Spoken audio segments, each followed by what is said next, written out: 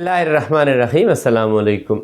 نن زموږ موضوع د هغه زنانو دپاره ده چې د کومو زنانو ماشومان کیږي، حمل یې کیږي او دوه نیمې میاشتې بعد حمل ضایع شي یا ګروت نه کیږي یا ماشومان یې پیدا شي او په هغه ورځ یا اووه ورځو کې دننه مړه شي یا د پیدایش په ټایم کې مړه کیږي او هغه ماشومان چې کله وشي نو د هغوی رنګ بدل شي، لکه رنګ یې تبدیل شي، رنګ یې بدلیږي، شین، سور یا پیازي شي.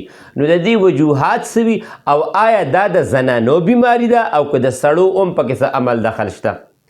دا یاد ساتئ، د داسې زنانو د کومو زنانو چې د حمل ضایع کیږي نو د دوی به کوروالي ته زړه صحیح نه کیږي، تشې میتیازې به یې سوځي، د خپو تلي به یې سوځي، غصه به ورله ډېره زیاته ورځي او خوب به هم صحیح نه ورځي.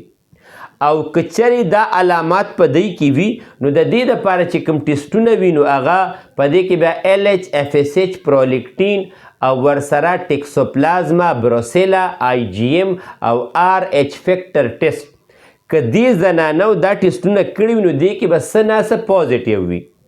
دا کیږي په دې وجه دا د هغه زنانو کیږي چې کومې زنانه چټپټي، تلی ہوئی، برګر، شورمې، مالګیچن او ترسکون سیزونه ډېر زیات استعمالی او سبزیانې بالکل نه استعمالی، چرګوټې زیات استعمالی، بریاني زیات استعمالی، نو دا په جگر کې یو فرق راشي، د هغې د وجې دا تکلیفونه جوړیږي.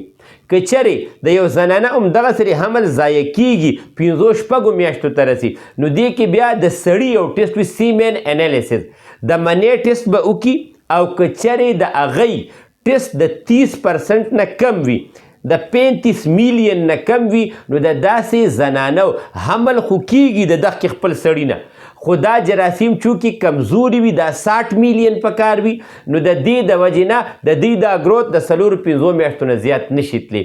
نو که چېرې دغه تکلیفونه کومې زنانه یا کوم سړي ته هم وي، ماشومان یې مري یا بچي یې ګروت نه کوي، نو دا د دواړو وجه کیدی شي. زما ټیلیفون نمبر 0333 91 38 479 033 91 38 479. په دې باندې ما سره رابطه وکړئ، زه به جواب هم در کوم، ټیسټونه به هم ماته بیا را وټسپ کې، زه به مکمل پویم او الله تعالی به مو ښه کوي.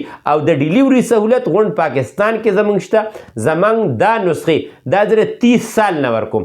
دې کې د ځینو زنانو هلکان نه پایي او جینکۍ یې پایي، ځینې زنانه داسې وي چې د هغوی دواړه نه پایي او دې ته په پښتو کې سره مخه وي. نو چې تاسو ته څه مسله وي ما سره پرې رابطه کولی شئ، الله به خپل فضل کوي. السلام علیکم.